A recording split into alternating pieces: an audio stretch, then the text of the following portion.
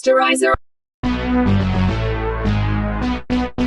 Sanibona igama le movie yethu ngo-2025 Isisu 2 Road to Revenge. Hayi isisuthu njalo guys, Isisu 2 la siqala khona ngekhehle igama la Lukhophi ebuye kodayisa amagolide kwelinye ibhenki esebuyele emzini wakubo la kwabulawa khona umndeni wakhe drive truck. uKhophi wawubuka umuzi wakhe ongasenamuntu ngaphakathi wafica isithombe somndeni wakhe wabulawa kwakuyinkosikazi wakhe namadodana kaKhophi amabili. Eqeda ukubuka leso sithombe uKhophi wavela wacasuka kakhulu ecabanga nangendlela umndeni wakhe wabulawa ngesihluku ngawo. Imovie sesishiftela kwelinye ijele la kwakuboshwe khona uDragunov owayesiboshwe esirich esinemali esiwukhomanda. uDragunov kwakuyena owabulala umndeni kaKhophi ngesikhathi amaphoyisa ezomdedela ngokuthi bazomdedela kodwa eseye ekhaya eserich esenemali ngoba bazomprovide ngayo yonke into as long ezobulala uKhophi ngoba uDragunov wayenomlando wokuba yisitha noKhophi. Your team burned down entire villages, killed hundreds of civilians. That was the family of Artemy Khophi, who took revenge by killing over 300 soldiers of the Red Army. This killing machine entered Soviet Union 10 hours ago. Destroy the legend you created and you will go back home. A rich man. Emzini kaKhophi ngaphandle siyambona ebale ingodo ekhetha lezi eyisaright eyisangasebenziseke ilayisha etruckini yakhe. Wayilayisha zonke uKhophi lezo ingodo etruckini yakhe nokwathi lapho eseqedile washisa lezi eyindala ezayisele ukuze kungasali lutho kwakukhona khona umuzi wakhe. uKhophi wayeselindele ukuthatha lezo ingodo ahambe ukwakha umuzi omusha kwenye indawo ngoba lo muzi omdala wawuzokuthi kumkhumbuza umndeni wakhe wabulawa. uKhophi wathatha leso sithombe somndeni wakhe wangena etruckini yakhe wadrive long distance hamba indaweni. Kwathi lapho uKhophi esedrive isikhathi eside wabona sekume imoto yamanye amaphoyisa ngaphambi kwetruck yakhe. Wathuswa nawukubona sekuma enye truck emva kwetruck yakhe wabona ukuthi labantu beze ngodlame esola ukuthi ngaba yinsalela zalabo ababemhlupha kade ethola igolide. Lawa amaphoyisa eme phambi kwetruck kaKhophi amfuna i-driver's license. uKhophi wathi mayelinika lelo phoyisa i-license lahamba nayo lawonika lo muntu osetruckini engemva kwetruck kaKhophi. Lo muntu owayesetruckini ngemuva kwakuDragunov lo wabulala ifamily kaKhophi. I think the legend has been homesick. That is all that is left from his life before.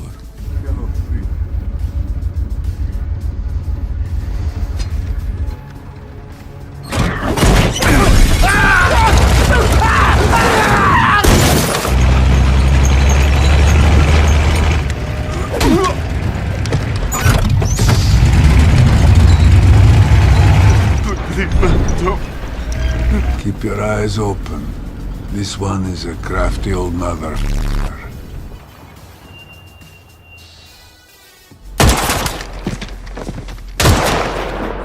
Keep very still. uKhophi wayeseme ngaphandle wadubula waqeda wonke lawa amasosha kodwa kangamdubula uDragunov esephazanyiswa nawo ukufika kwabanye ababehamba ngey'thuthuthu.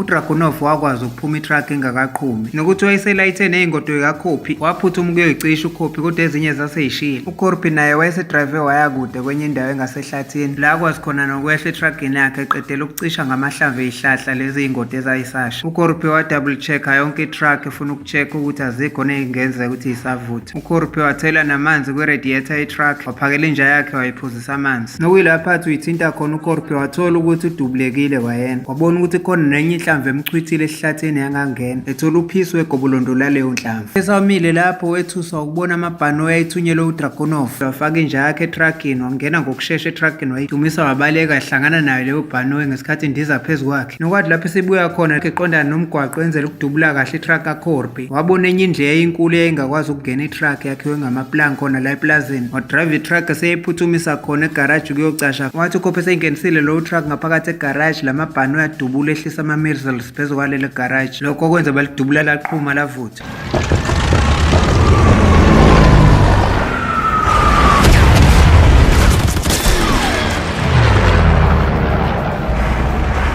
Kulamabhanoyi amabili elilodwa landiza laqondana netruck. uCorby wamisa itruck layishayisa laqhuma.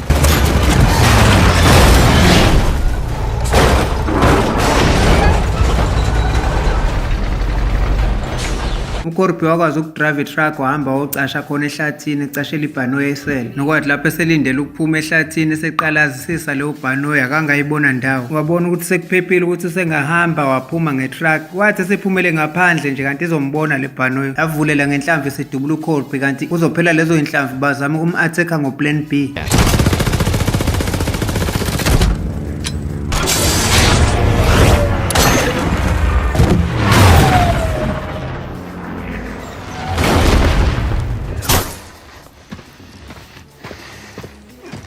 Ngokubona ibhanoyi kaDragunov isizomhlasela waliyeka leli social parachute.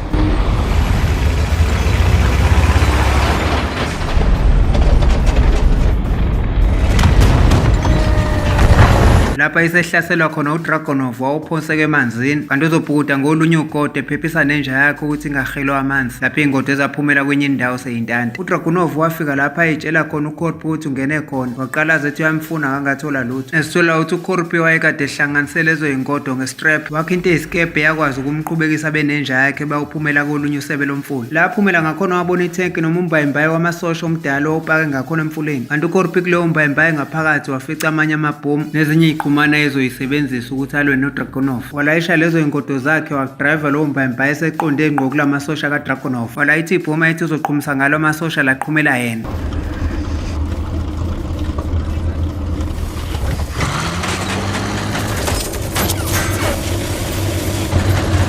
Hold your position.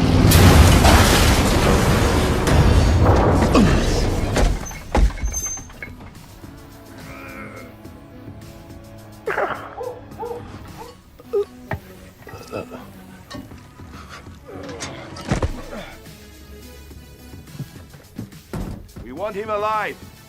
There's no place like home.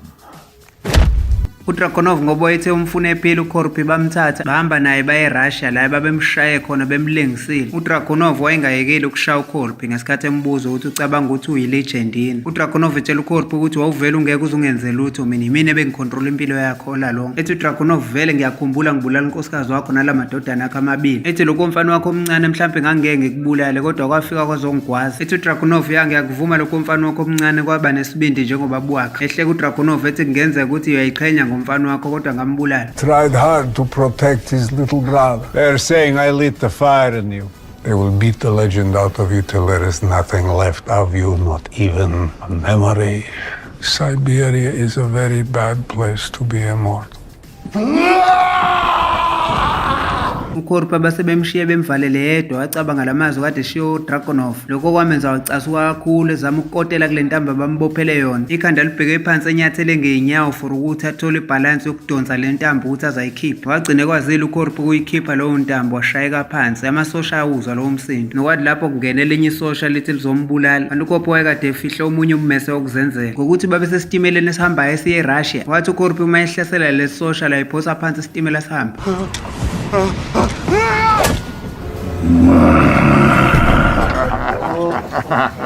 I would like to be on my way. Let's celebrate.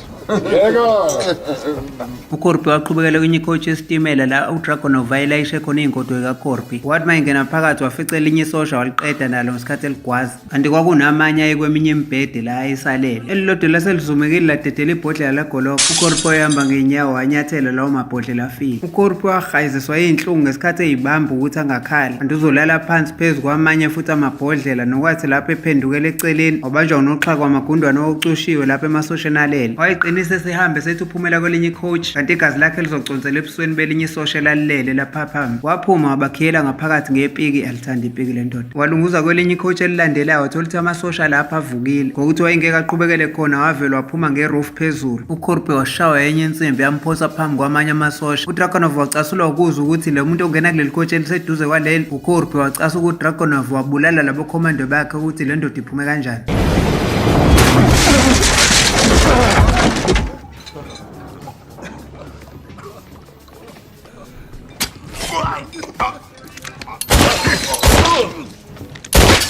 And this is for you.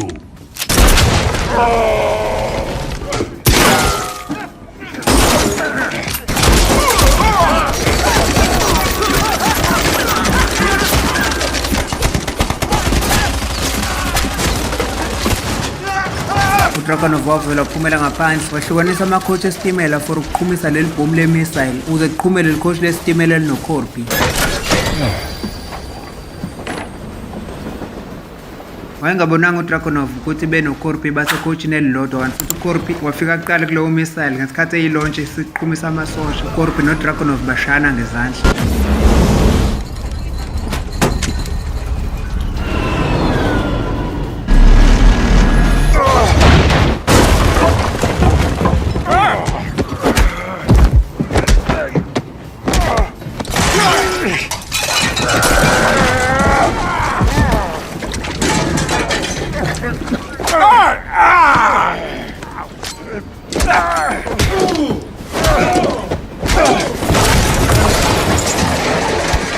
Was that your revenge? I expected something legendary.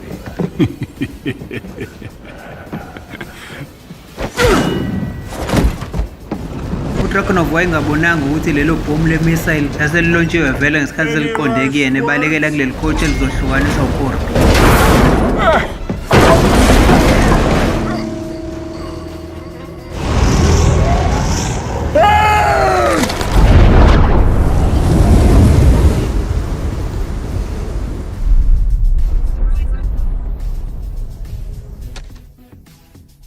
Amasosha ayekade ngasemngceleni waseFinland naseRussia ezwe ukuthi khona umuntu ozayo ngesikhathi bebona uCorby bammisa befuna ukubona i-ID yakhe. Nokwathi lapho ebanikeza babona ukuthi iqhawe laliyisosha elidume kakhulu elinomlando, bamdlulisa baxolisa bamtshela ukuthi bayamhlonipha. Ngey'nsuku ey'landelayo uCorby wayeseyitholile indawo entsha ngesikhathi esakha umuzi wakhe eseyoqeda ehlala ngokukhempa la nenja yakhe. Wawakha lowo muzi wakhe ngesikhathi esebenzisa lamaplanga ayekade esalile, naye uCorby wayeya ngokuba ngcono amanxeba emzimbeni wakhe. Nokwathi lapho uCorby esasebenza wathuswa ukuze inja yakhe ikhonkotha, mayithi uyabheka wabona inqwaba yabantu bendawo beza khona. Nokwathi lapho uCorby eselungiselela impi bamtshela ukuthi abezile ngempi, bayamhlonipha futhi bayamemukela, beze la ukuzomlekelela ukuthi aqedele kwakhe indle yakhe. uCorby ngokuzwa lawo mazwi wazizwe ba-emotional esefuna ukukhala ngokuthi wayazi ukuthi akekho umuntu owake wafisa ukumsiza before emva kweminyaka eminingi ashonelwa umndeni wakhe. Ajateltiin, että voisit tarvita apua. Älä sano mitään. Siyayibeka lapha namhlanje ungaphuthelwa imuvi elandelayo izo-uploada ngekudala. Thank you for watching Sterisa TV, and please don't forget to like, subscribe and hit the notification bell for more videos like this.